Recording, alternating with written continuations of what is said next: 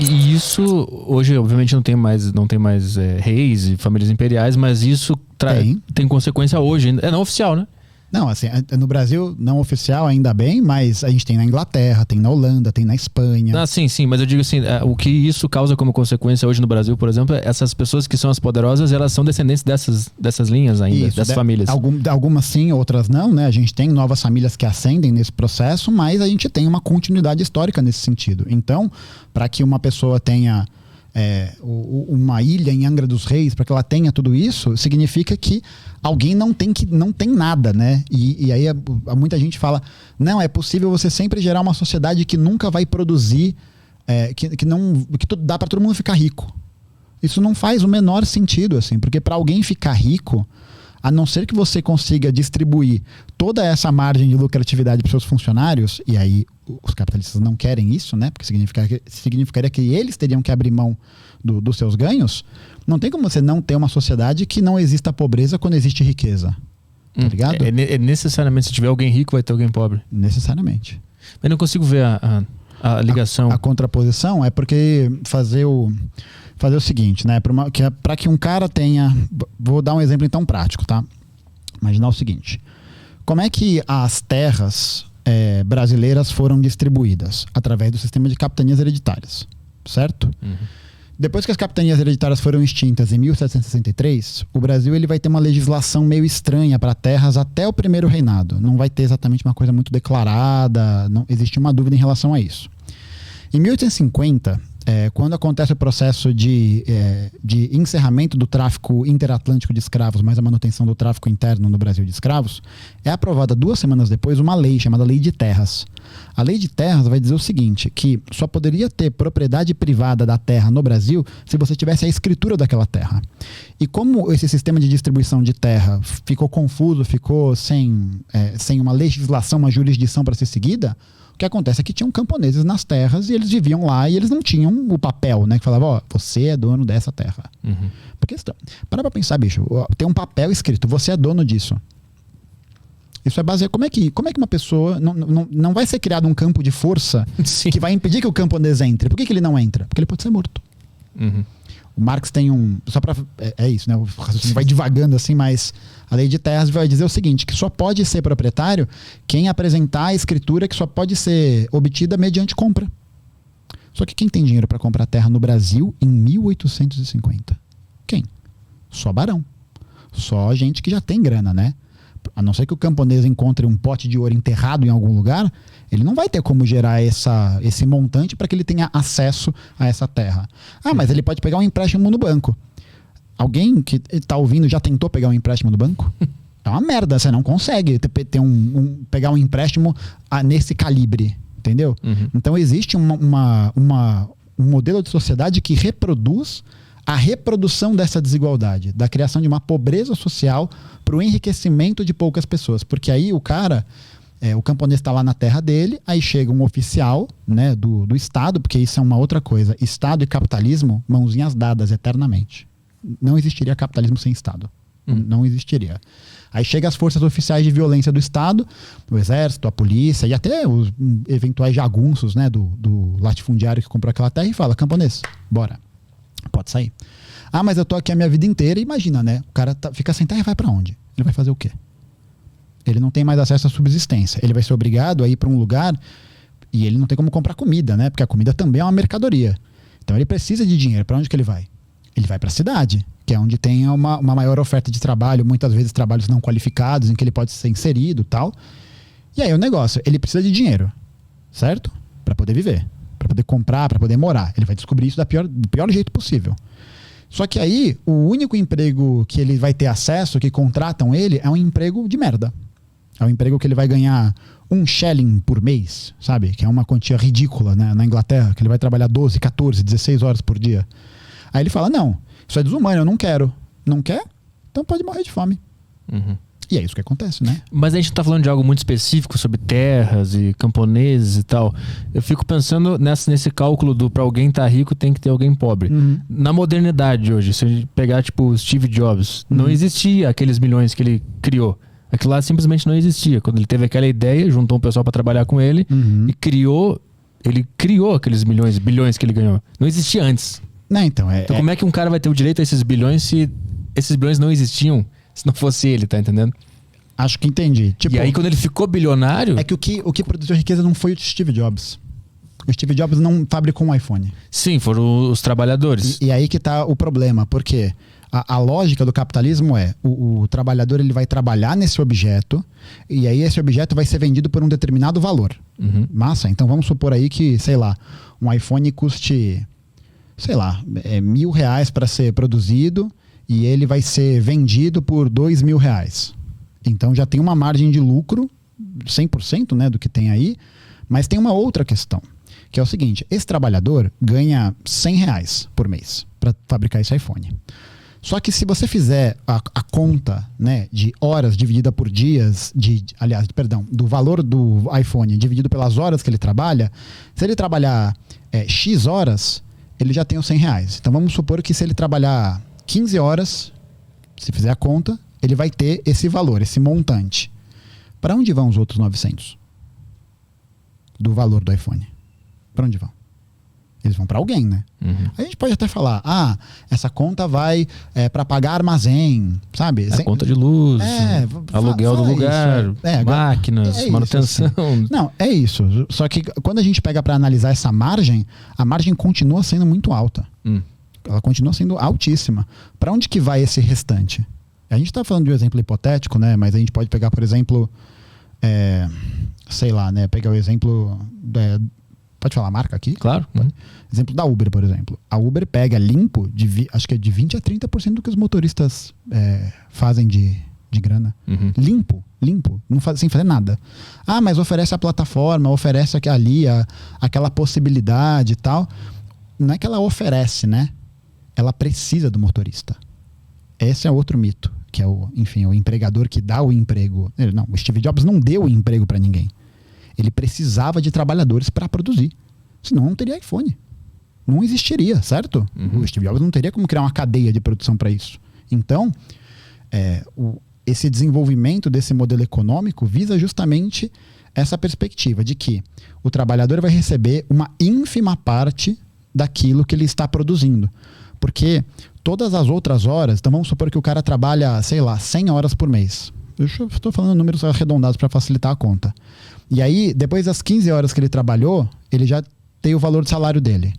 Para onde vão as outras 85 horas que ele trabalhou? Que ele trabalhou. Para onde vão? Elas vão para o bolso de quem vai ganhar dinheiro vendendo o iPhone. É isso que vai acontecer. E vamos supor, né? Vai pagar conta, vai isso, vai aquilo, tal. Mas essas empresas todas têm isenção fiscal do Estado. Não tem? Tem políticas de... de subsídio. Tem também. Então, para onde que está indo esse dinheiro? Está indo para o bolso de meia dúzia de pessoas. Está indo para o bolso de quem é acionista majoritário, né? E o jovem que acha que vai ficar rico de day trade, né? Fazendo curso daqui, curso dali. Você não tem um aporte financeiro. E assim, e eu tô falando isso porque eu já tentei fazer isso. Day trade? Sim, tentei. É um negócio complicado. É difícil. Mas é um negócio que você percebe que é muito risco. Só que você só ganha dinheiro se você tem muito dinheiro para dar de aporte inicial. Nada, o day trade é isso mesmo, né? Então, é jogo pra gente grande. Né? Então, mas o investimento a longo prazo... não, eu acho que é importante a gente ter ter mesmo um processo de... como é que a gente pode... É que, na verdade, aí tem um outro problema, que é a galera achar que hoje o investimento de longo prazo é a única garantia que você vai ter no seu futuro, ou uma das poucas garantias que você vai ter no seu futuro, de estabilidade. E isso é um problema, né? Porque você está colocando o seu rendimento na mão de outra pessoa que vai fazer o que ela bem entender com aquele dinheiro, sendo que a principal forma de sobrevivência da classe trabalhadora deveria ser o trabalho dela. Tá ligado? A sua maior fonte de renda deveria ser do seu trabalho, da sua estabilidade, dessa Mas para sempre? O cara não vai trabalhar para sempre. Não. Uma hora ele vai ter que parar e ter o investimento dele bonitinho lá. Então, por isso que a gente tem que lutar para ter uma previdência pública que possa garantir sobrevivência para o trabalhador. E lutar contra as superaposentadorias que existem dos cargos que comandam o Estado. Isso existe mesmo. Mas achar que o problema previdenciário brasileiro é do professor da rede estadual, é do professor da rede municipal, é da enfermeira que trabalha no SUS, é do cara que hoje não tem mais concurso público para gari, né? É tudo empresa terceirizada.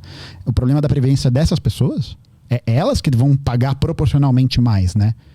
Então, o erro tá aqui. tá justamente nessa equação. A gente é obrigado a trabalhar muito mais do que a gente deveria trabalhar.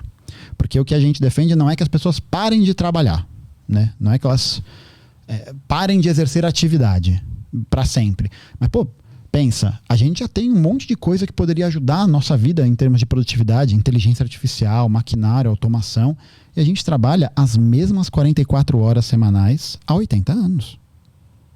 Tem alguma coisa errada? Porque a gente hoje produz muito mais do que produziu 80 anos, certo? Uhum. E onde que está esse erro? Porque e por isso que nunca vai existir no capitalismo uma plena substituição da força de trabalho, da mão de obra.